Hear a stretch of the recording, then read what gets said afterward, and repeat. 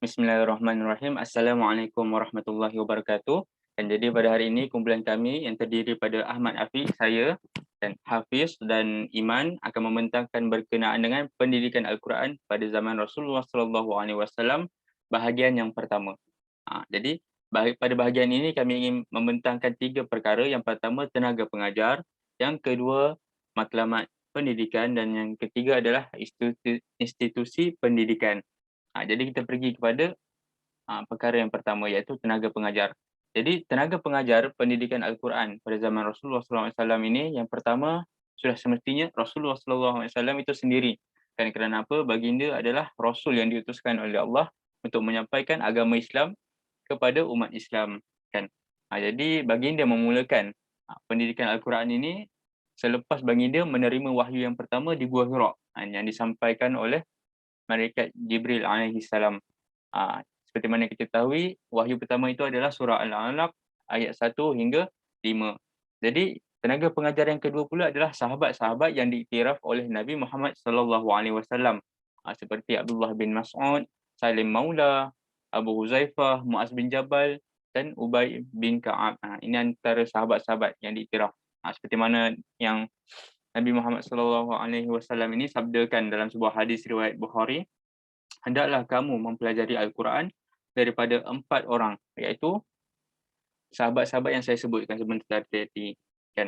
Jadi tenaga pengajar yang ketiga pula adalah orang tertentu yang diarahkan oleh Nabi Muhammad sallallahu alaihi wasallam untuk mengajar umat Islam.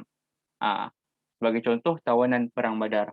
Tapi kita kena ketahui bahawa mereka ini tidaklah mengajar isi kandungan Al-Quran itu, tetapi mereka ini dan diarahkan Nabi Muhammad sallallahu alaihi wasallam untuk mengajar umat Islam membaca dan menulis. Jadi dari situlah kan lahirnya umat Islam yang berkemahiran dalam menulis dan membaca ayat Al-Quran. Seterusnya,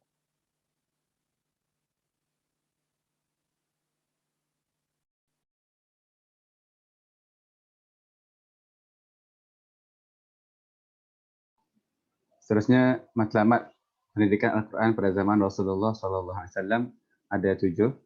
Yang saya dapat ada 7. Yang pertama adalah mengeluarkan manusia daripada lembah kegelapan dan kejahilan. Ini bertujuan untuk melahirkan generasi yang berilmu. Yang kedua adalah membebaskan manusia daripada menyembah makhluk kepada menyembah Khaliq. Ini adalah untuk memperbetulkan akidah manusia. Yang ketiga, melahirkan insan yang berakhlak dari pelbagai aspek, iaitu akhlak manusia sebagai hamba, akhlak manusia kepada manusia, dan akhlak manusia kepada alam. Ini adalah untuk pembentukan akhlak. Yang keempat adalah membawa manusia kepada kepentingan menjaga hubungan dengan Allah dan hubungan sesama manusia serta sentiasa bersatu dan tidak berpecah belah. Ini adalah untuk kesatuan umat manusia. Dan matlamat yang kelima adalah mendidik manusia supaya menjaga kesihatan jasmani sesuai dengan ajaran Islam seperti kebersihan. Seperti kita tahu yang kebersihan ini banyak memberi manfaat dan menolak kemudaratan sebab kalau kotor ia dapat memberi kepada penyakit. Matlamat yang keenam adalah mewarisi amalan Nabi iaitu berdakwah kepada semua orang dengan melakukan amar ma'ruf dan nahi munkar. Ini adalah untuk menjadikan dunia itu lebih aman, lebih damai. Dan matlamat yang terakhir adalah menjadikan Muslim yang syumul dan kamil dalam pelbagai aspek dan seimbang kepada dunia dan akhirat. Jadi Muslim ni bukan hanya tumpu kepada akhirat sahaja, tapi dia seimbang dunia dan akhirat. Itu sahaja daripada saya.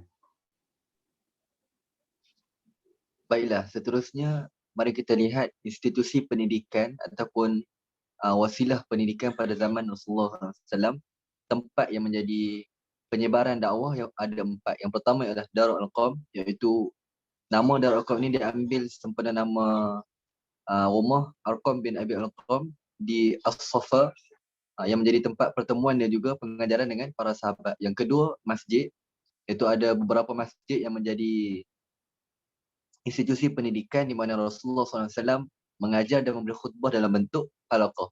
Antaranya adalah Masjid Nabawi, Masjidil Haram, Masjid Kufah, Masjid Basrah. Yang ketiga ialah Sufah. Sufah ialah merupakan ruang atau pembangunan surau yang bersambung dengan masjid. Contohnya di Masjid Nabawi ada sufah yang digunakan untuk majlis ilmu. Dan yang terakhir, institusi pendidikan pada zaman Rasulullah ialah kutab. Kutab ini secara amnya dah seperti tadika. Jadi kutab ni yang mengajarnya ialah antaranya ialah tawanan perang. Tawanan perang Badar yang disuruh oleh Rasulullah SAW mengajar 10 orang kanak-kanak sehingga mereka tahu membaca dan juga menulis. Itu saja daripada kumpulan kami untuk bahagian yang pertama. Untuk bahagian yang kedua akan disambung oleh kumpulan yang kedua.